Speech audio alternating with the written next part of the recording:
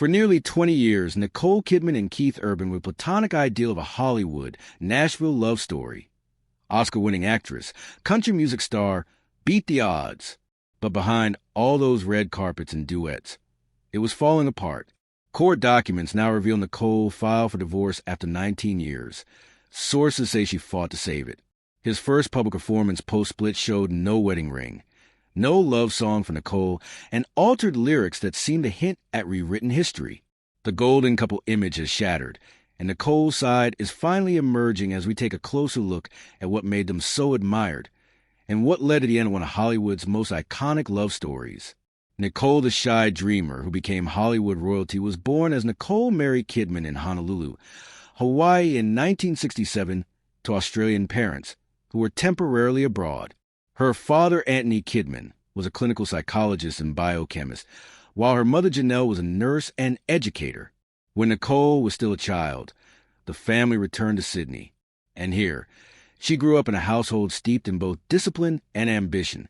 Unlike the bright and poised figure she would one day become, young Nicole was painfully shy, often blushing so deeply when asked to speak in class her teachers worried that she was confidence lacking.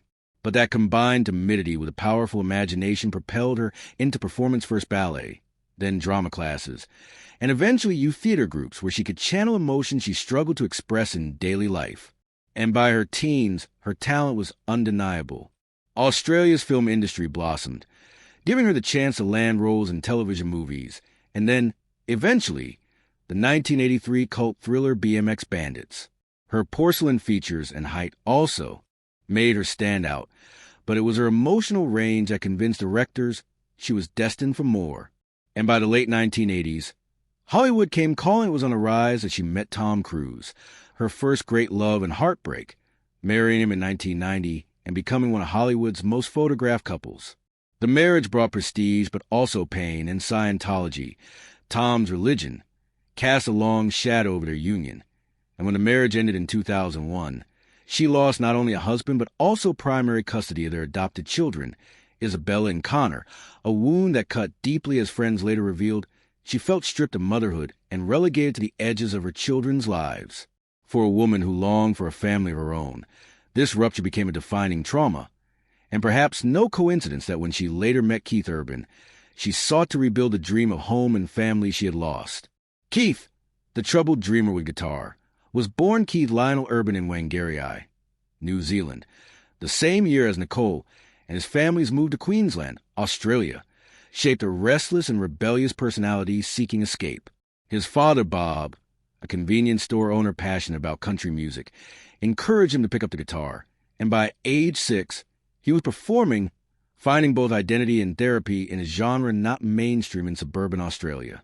While his musical talent soared, his home life, marked by tension and financial struggles, pushed him toward a lifelong search for stability. In his teens, he performed in talent shows and bars, cultivating his sound and image as a brooding country outsider with a rock star edge, eventually dropping out of school to pursue music full-time, because for Keith there was no plan B. By his 20s, he was experimenting with alcohol and harmful substance, and fame, when it arrived, only amplified the chaos. Moving to Nashville in the early 1990s, he worked tirelessly until his breakthrough in 1999 with his self-titled American debut album made him country music's new heartthrob. But behind the scenes, the success was laced with self-destruction. By the time he met Nicole in 2005, he had already been in and out of rehab and feared his addictions might cost him everything he had built. Though Nicole and Keith seemed like opposites, Hollywood prestige versus Nashville grit, what truly bound them was shared emotional baggage. Nicole's scars from a lost family and a marriage defined by control and betrayal collided with Keith's volatility born from years of obscurity, fame, and self-sabotage. When they met, both were at turning points.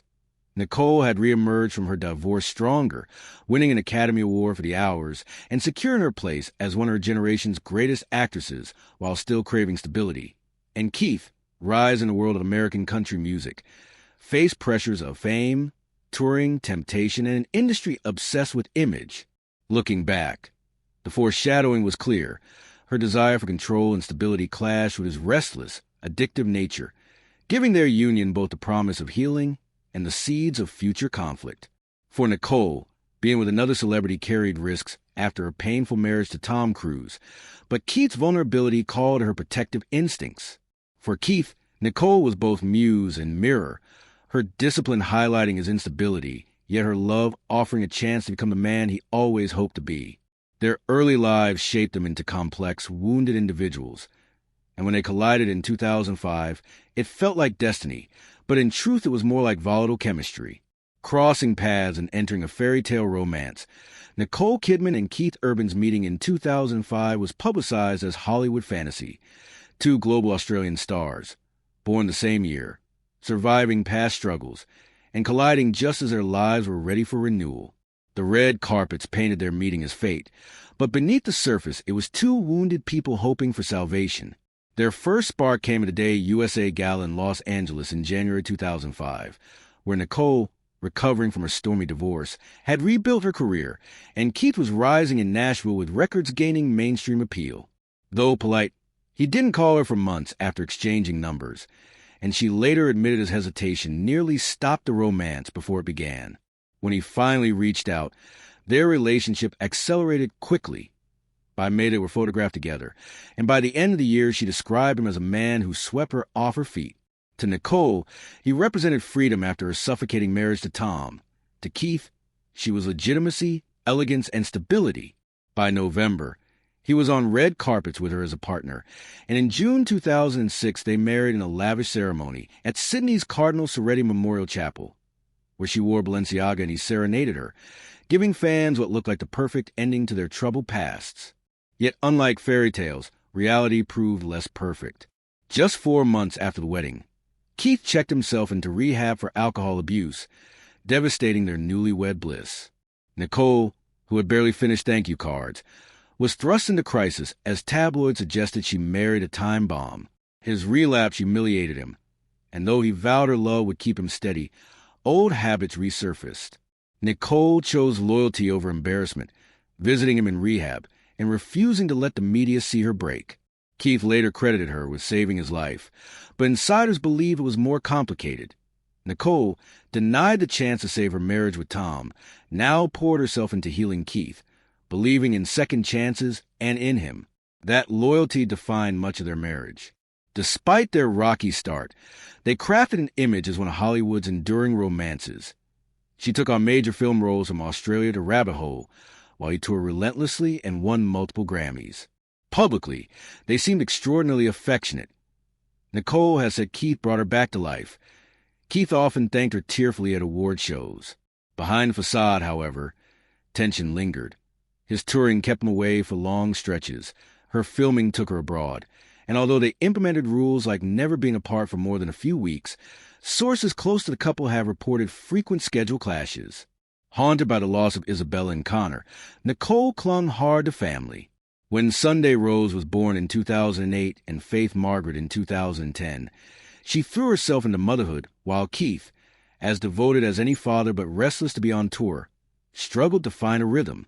The couple sold themselves convincingly as the antidote to Hollywood cynicism, faded in interviews as proof that love could survive fame.